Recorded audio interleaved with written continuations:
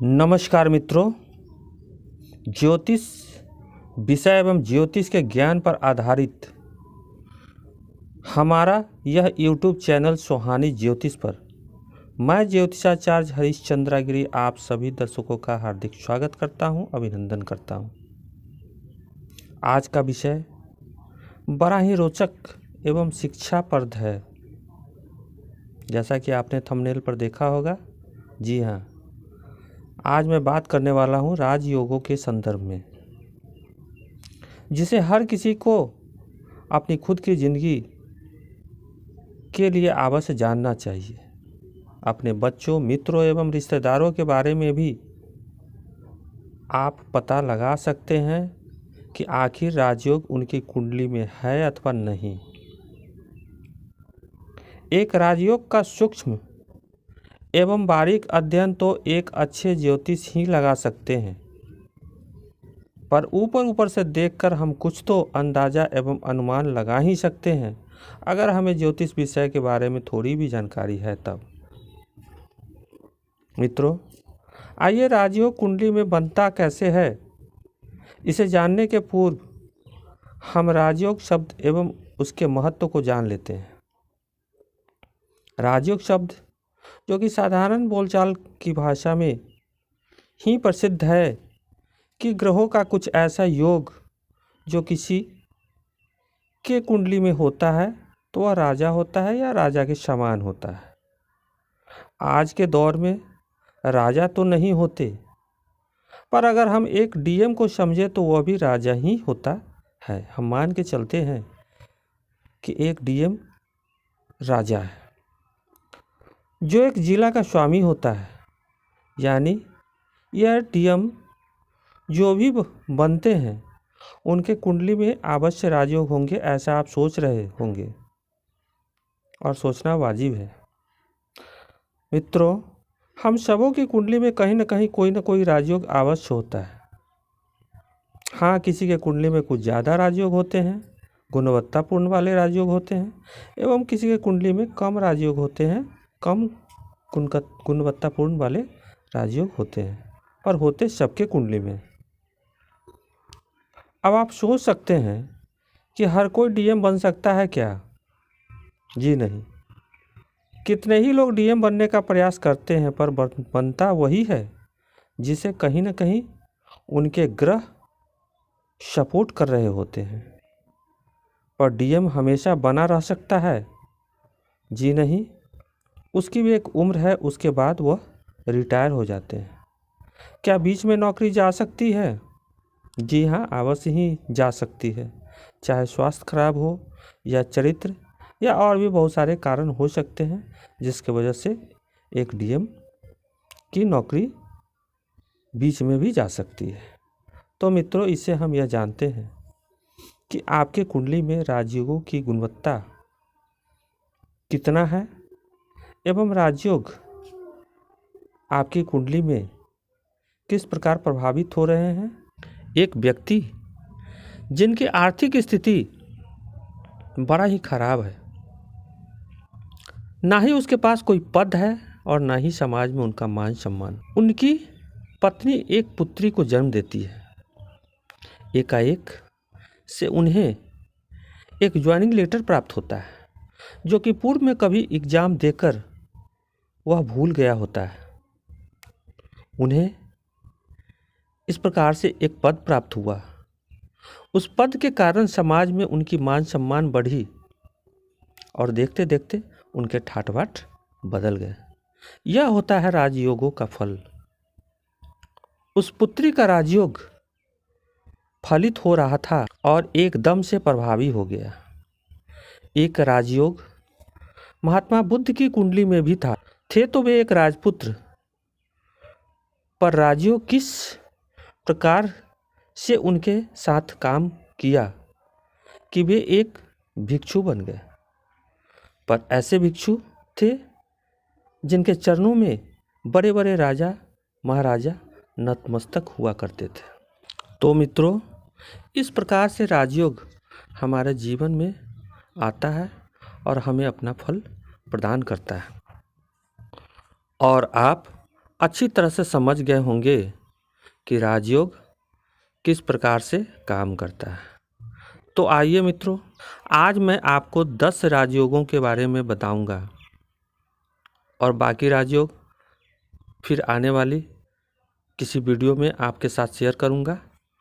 आज मैं आपसे इन 10 राजयोग जो कि प्रमुख राजयोग माने गए हैं भारतीय वैदिक ज्योतिष में, इस राजयोगों को हम महाराजयोग कहते हैं। तो आइए हम जानते हैं। राजयोग नंबर 1, पहला राजयोग।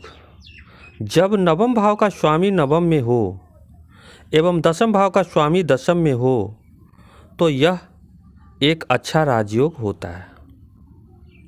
दूसरा राजयोग। जब नवम भाव के स्वामी यानी नवमेश एवं दसम भाव के स्वामी यानी दशमेश अपनी राशि परिवर्तन कर लिए हो, यानी नवमेश दसम भाव में बैठा हो एवं दशमेश नवम भाव में बैठा हो, या फिर नवमेश एवं दशमेश दोनों इन दोनों भाव में से किसी एक भाव में बैठे हों तो यह राजयोग बनता है और यह एक उत्तम श्रेणी का राजयोग होता है। तीसरा राजयोग। जब चंद्रमा केंद्र में स्थित हो एवं उन पर गुरु की दृष्टि हो तो यह भी एक अच्छा राजयोग होता है। चौथा राजयोग। जब कुंडली में 3 या 4 ग्रहों को दिग्बल प्राप्त हो। दिग्बल कैसे बनता है इसके बारे में आप दिग्बल वाली वीडियो देख सकते हैं। पांचवा राजयोग। जब 3 या 3 से अधिक ग्रह अपनी उच्च राशि या स्वराशि में होते हुए केंद्र में स्थित हो तो यह भी राजयोग होता है। छठा राजयोग।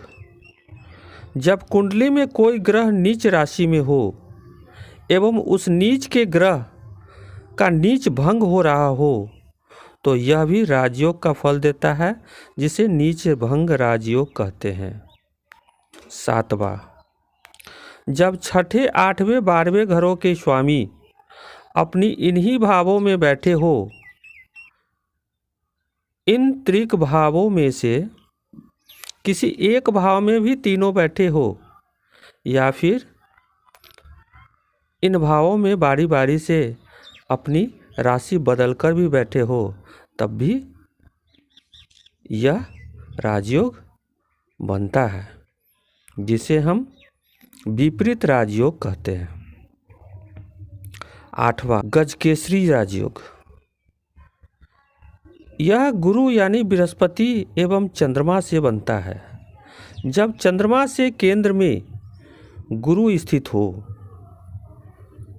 यानी चंद्रमा जब जहाँ भी बैठे हो उनसे चौथे, 7वें एवं 10वें भाव में गुरु हो, या फिर गुरु एवं चंद्र किसी एक राशि में बैठे हो, या फिर गुरु एवं चंद्र की परस्पर दृष्टि हो, तो यह भी एक राजयोग है, जिसे उत्तम राजयोग मानते हैं। 9वां राजयोग। पराशरी राजयोग। निर्मित तब होता है जब केंद्र का स्वामी का संबंध त्रिकोण के स्वामी के साथ हो, यानी केंद्र का स्वामी त्रिकोण में बैठा हो या त्रिकोण का स्वामी कहीं पर भी केंद्र में बैठे हो, तो यह भी एक राजयोग होता है और यह भी उत्तम फल प्रदान करने वाला होता है। 10वां राजयोग। कुंडली में पहला, दूसरा, 5वां, 9वां एवं 11वां भाव धन देने वाले होते हैं।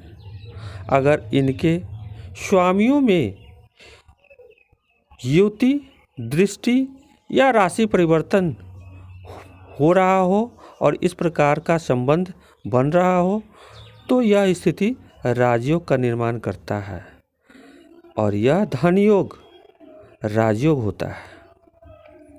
इस प्रकार से मित्रों, आज मैं 10 राजयोगों का चर्चा यहाँ पर किया है। मुझे उम्मीद है कि आपको यह वीडियो पसंद आया होगा। आप अपने कमेंट के माध्यम से हमें अवश्य बताएंगे एवं किसी प्रकार का ज्योतिषीय परामर्श चाहिए, कुंडली विश्लेषण करवानी हो या नक्षत्रों ग्रहों के बारे में विशेष कोई जाप करवानी हो तो अवश्य ही हमसे संपर्क कर सकते हैं। स्क्रीन पर दिए गए हमारे नंबर पर आप व्हाट्सएप कर सकते हैं। तो मित्रों, मिलते हैं अगले भी किसी वीडियो में किसी अन्य टॉपिक के साथ। तब तक के लिए नमस्कार।